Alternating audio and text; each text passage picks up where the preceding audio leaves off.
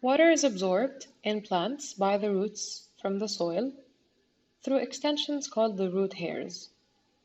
And after that, water is transported through hollow, thick-walled tubes called the xylem vessels. And the main force that pulls the water up towards the different parts of the plants is through a process called transpiration. The energy supplied for this is by the sun, and we are going to explain the transport of water in the xylem from the end point actually.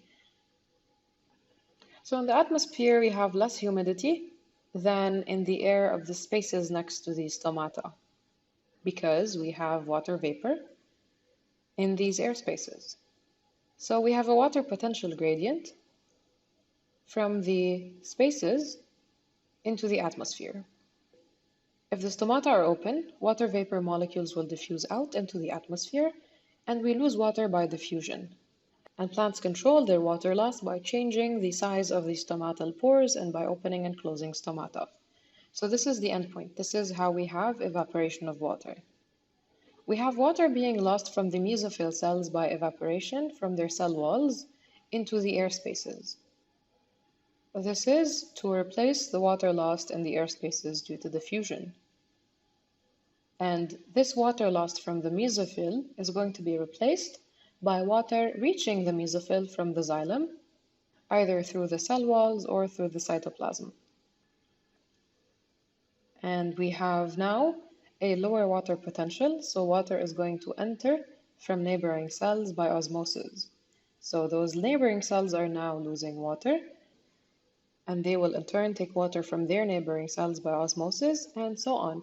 We have a water potential gradient that is pulling water from the xylem across the leaf mesophyll out into the atmosphere through the air spaces.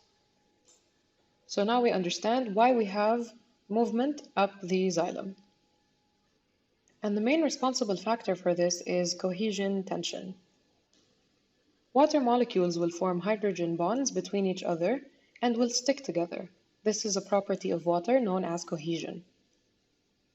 When one molecule of water moves, it's going to move the one attached to it. The one attached to it will move the one it is attached to, and so on.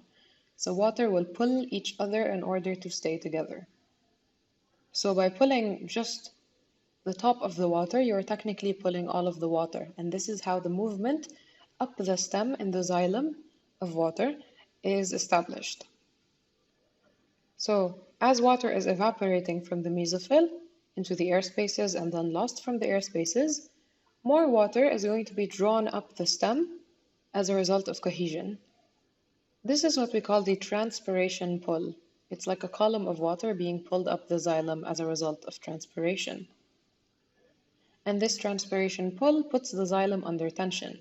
So we have a negative pressure within the xylem, and we call this the cohesion tension theory.